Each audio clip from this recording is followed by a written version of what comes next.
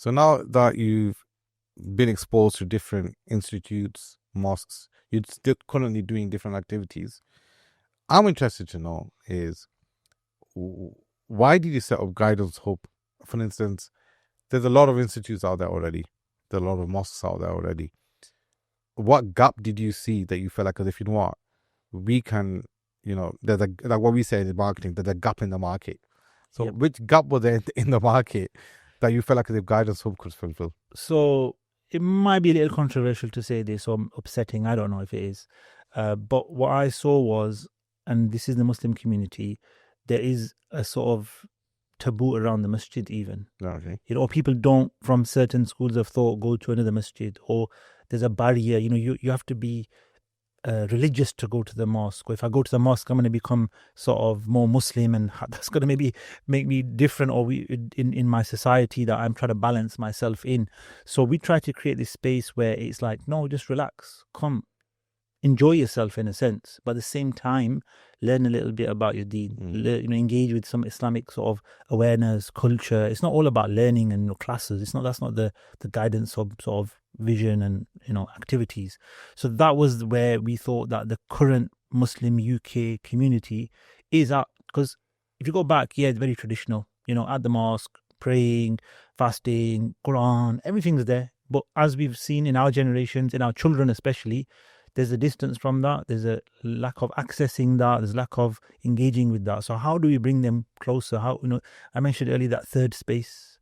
So it's not like it's at home. It's not in the mosque. It's just a neutral kind of space where you don't have to be labeled even. You just come and just enjoy yourself, just experience. So we're trying to create like a brotherhood or a sisterhood, I should say as well.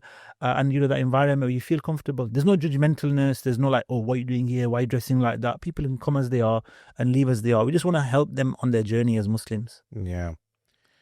I mean, I experienced a lot of that, when I started getting into the Deen stuff things. I still experience it because a lot of my dress sense is still kind of hood still. That's fine. And people do look at you sometimes. But I can remember in the beginning, it was quite difficult, for me to go to the mosque.